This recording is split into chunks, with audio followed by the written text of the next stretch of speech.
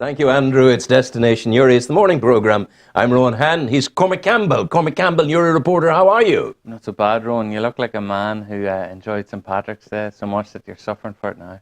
No, I don't go out with those ragamuffins. I don't like the parades. I think it's... When you see people in the... You ever see them all wrapping themselves in the tricolour of Ireland? I would wrap myself in no nation's colours, because I respect them too much. You're the emperor with no clothes, or new clothes. I raise the flag at dawn and I take it down in my palace at dusk. And that's flag etiquette throughout the world. And these people, they nail them to posts and leave them fluttering to the blow to bits. It's appalling. You know this, Cormac Campbell. That I wouldn't be mingling. And then they're beating, as they say in Newry, baiting the doors of 8 houses down at 1 o'clock on the Paddy's Day. Sure, there's not one of them that's latest hungry. It's all a ritual, but it's important. People like it. Right. You see what you got me into? To the 20,000 people or so who are on the streets of Newry, ranting. Rowan will issue an apology later on today. No, I said those who wrap themselves the wonderful good people of Newry with their lovely families out and their wheelchairs out, all enjoying themselves. Not their wheelchairs, their what do they call those things the wheel babies in? I had 5 children, but there was a long time ago, They're prams, they're go-karts or prams or whatever, not wheelchairs. But that's another thing. But, so, yes, it was very good St. Patrick's Day. Lots of things happened, and I thought the day after, it was a wonderful declaration of our divided society. The Irish News the day after, footballing champions, the McCrory Cup winners, St. Patrick's. The newsletter, footballing champions, Methody, the winners of the Schools Cup. Wouldn't it be lovely someday to see the 2 photographs switched, one take the other, just to say we see the other community? I think the chances of that are fairly minuscule. Congratulations on your front page. Well, it's a story that's, I guess, dominated basically every conversation anyone in this town or city has had over the past week. I think when news started trickling through on Thursday night, people didn't necessarily believe it. It's certainly a city where there's been rumours going around in the past about what has happened to certain people, so nobody knew quite for sure until the confirmation came through. Now, the angle the newspaper is taking is very much retrospective in terms of the effect Edward Hoy had on Newry and the wider area. We have an interview with former council chairman Jim McCart, who had essentially said that Newry was on its knees when Norbrook was founded. Now, it took Norbrook many years to grow into the empire that it is today, but for a local man to essentially create 1,500 jobs in his locality, I think one of the most striking things is that on the Norbrook website, there's currently jobs in 20 different fields, just showing the scale of the operation. And now there would have been jobs right from, I suppose, fairly basic work right up until very highly skilled and highly paid employment. I think one term I heard was between 40 and 50 million into the Newry economy every year, paid in salaries. So this is a business that, again, Mayor Michael Ruan said there's barely a home in Newry and Mourne that doesn't have a close family member or friend who at one stage it hasn't worked for Norbrook. So it's just a humongous organisation, and it's because of that people were, I guess, so shocked as to what happened. So obviously that is what makes up the front page. Obviously the family of Declan Small is represented on the front page as well. They're heartbroken as well. Now the quote is that a light has gone out of our community in relation to Declan's death, and Declan was from Mayo Bridge. So there's sadness felt, I think, throughout the community for very different reasons.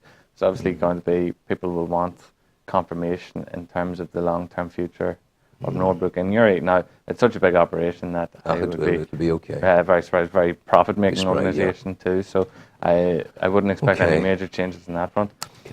Something a little lighter, I suppose, when you move into the paper. Very few people get to climb the steps of Croke Park to perform or to pick up a trophy. Now, one Warrenpoint man has done it twice at this stage. Brenton Kearney, he was a key member of the Down minor team in 1999 who won the All-Ireland minor title. Now, Brenton and his family band Tourist Walk have returned to Croke Park earlier this year. in January, I think they recorded the video. Now, essentially what Tourist Walk do is they travel around various sites and locations. They did a video outside the Titanic Centre. They recently did another video in Ghent. So they are by very nature tourists. Yeah, they they go to are. tourist attractions. So what they've done is recorded their latest song on the steps of the Hogan Stand. Hey. So for Brenton, it's probably quite a happy return to somewhere where he had quite a memorable day. Now, the other brothers, Michael, Donal and Oisin, were joined, I think, by a string quartet for the performance. So it's well worth a listen. You'll find it if you type Tourist Walk, Croke Park into YouTube. I see you discovered, you unearthed an archival picture of my friend David Dunseith. Yes. It was lovely to see that. Yeah, you're fortunate that the full version of that photo wasn't in it, because it was a much younger version of myself standing. Oh, really? It was, yeah. We have one of those. We all, even I at 70 now, have one or two of those lurking in the background where we were younger. Well, essentially, the reason for the photo of David Dunseith, that was actually taken in the Arts Centre in 2008 when he brought Talk back to Newry. Yeah. Now, I suppose some people have very much have two incarnations, I guess. And David Dunseith's early incarnation was as one of the founding members of the first drug squad here. On Donegal Pass. Yes. So what there has Mm. been recently is there's been increasing talk of perhaps a drug epidemic in the region. Now, we've interviewed one of the local police men, and he said it's no worse than anywhere else, and alcohol remains the biggest problem in terms of crime in relation to taking substances. But David was ahead of his time, because the police were ahead of their time there. They had a drug squad. They no longer have a drug squad in Northern Ireland. They have individual officers who'll do things and will work on it. But there's not a dedicated squad anymore. Well, the story about David Dunseith, we went back through the archives and found a clipping from 1969 where David Dunseith, the article had actually spelled his name incorrectly, double E instead of EI. So he was coming to Newry in 1969 to talk about drugs, and the headline in the article at the time was, "Is there a drug problem in Newry?" Is there a drug And that was quite a very long time ago. That says it all, doesn't it? Now, goodness gracious, we live with it day and daily, you know. Where else do you want to take me? This is probably one of the more fuzzy feeling stories that you're going to read this week. There was a local couple, Paul Fahan and his wife Lisa, and Lisa went into labour in the family home, and it was incumbent upon Paul to deliver the baby. Wow! Now, the thing that's most interesting, perhaps, about the story is Paul's job as a postman. Right? So if you're interested... You made the connection, I'd say. If you're interested, according to the Royal Mail's website, it costs £34.10 plus VAT to deliver a £8 9-ounce package. Yeah. Right, and they won't be able to deliver it until 9 a.m. the next day. Yeah. So Paul has managed to deliver an £8 £9 package in 4 minutes, and he did it for free. So your thumbprint is all over that. That take on it. Admit it, yes. Well, yes. Of course it is. Give me one last story. Well, there, if will we're you? moving to something, I suppose, a little more serious again, was the desecration of graves at Monk's God Hill. almighty, what's going on? Now, it was in the article. It's not established who was responsible. Now, I was at last night's council meeting where it was stated by a number of councillors that it was actually quite a young child who was responsible for A young child? what happened. What are we talking about? 5, 6, 7? Just out. Yeah. And maybe not necessarily out of badness. Maybe not knowing. Maybe not knowing. Yeah. Goodness So gracious. it's So that being the case, then it's not as bad as we thought it was. well, it's less sinister. Less sinister. Yeah. Less sinister. Less sinister, but I suppose for the families affected, it's no less reassuring what they've been put through the last few days in terms of the worry. People put a lot of faith in these things and icons and crosses and things. It's the very memory of a troublesome. loved one. I Yeah. guess, is But I'm kind of the belief that the memory of loved ones is always best deeply ensconced in your innermost thoughts and whatever. But it is problematic when that occurs.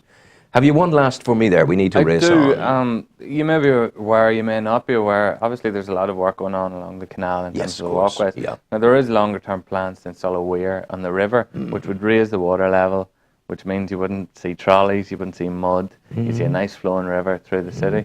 And to that effect, there was a consultation process went on a number of weeks ago. One of the business groups that attended the meeting requested the map of the proposed locations of the weir, which they duly received.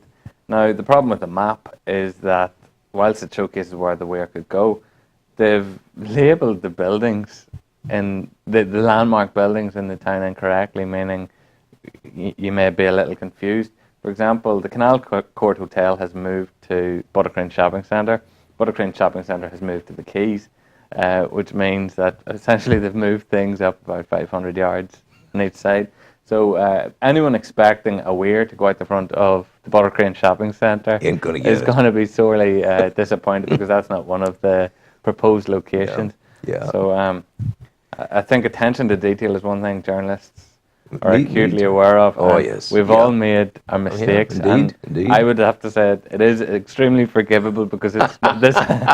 Cormac Campbell, thank you very much. Newry Reporter out today. You've got it on in the shops. Take care, Cormac. Go well. All the best to you. Music's out.